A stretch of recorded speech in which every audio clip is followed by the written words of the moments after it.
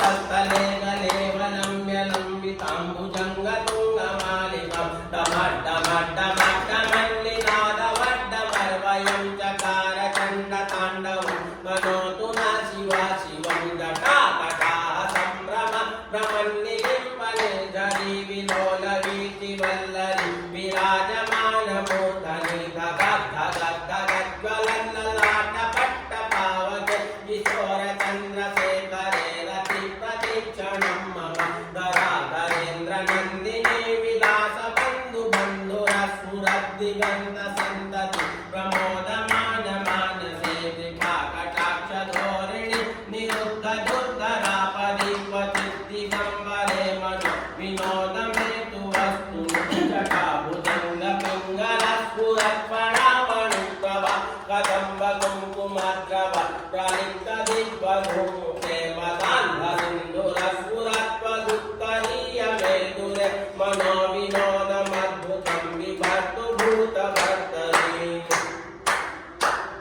सहस्रलोचन प्रभिद्य शेषलेखशेखर प्रसूनधूलिधोरिणी विदुषरङ्घ्रिपीठभू भुजङ्गराजमालया निबद्धजाटजूटग श्रियैकिलाय जायतां चकोरबन्धुशेखर ललाटचत्वरज्ज्वलद्धनञ्जय स्फुलिङ्गभा निपीतपञ्चसायकं नमन्निलिम्पनायकं सुधामयूखलेखया विराजमानशेखरं महाकपालिसम्पदे शिरोजटालमस्तु नः करालभागपट्टिका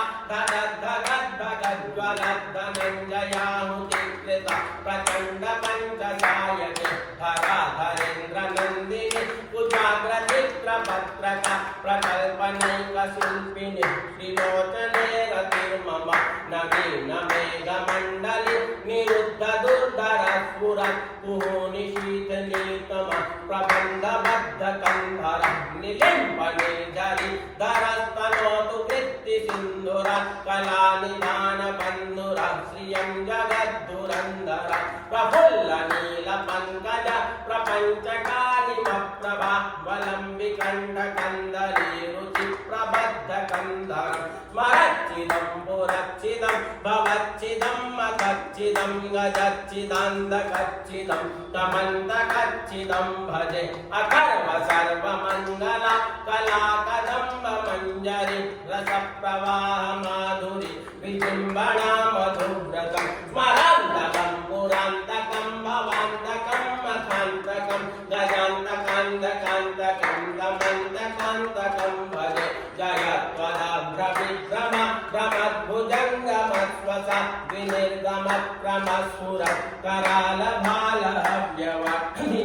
करालभालहव्यवनिमिद्धिमिद्धिमिध्वनं निसङ्गतुङ्गमङ्गल ध्वनिक्रमप्रवर्तिता प्रचण्डताण्डवः शिव त्रिसद्विचित्रकल्पय भुजङ्गमौक्तिकस्रज गरिष्ठरत्नलोष्ठय सुहृद्विपक्षपक्षय त्रिनारविन्दचक्षुष प्रजामहि महेन्द्रय समप्रवर्तिका कदा सदा शिवं भजाम्यहं कदा निलिम्पनिर्झरि निकुञ्जकोटरे वसन् विमुक्तदुर्मतिः सदा शिरस्तमञ्जलिं वहन् विलोललोलोचन ललामबाललग्नकः शिवेति मन्त्रमुच्चरन् कदा सुखी भवाम्यहम्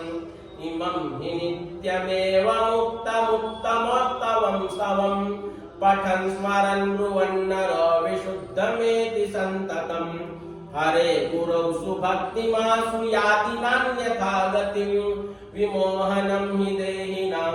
सुशङ्करस्य चिन्तनं पूजावसान समये दशवात्रगीतम् या शम्भुपूजन परं पठति प्रदोषे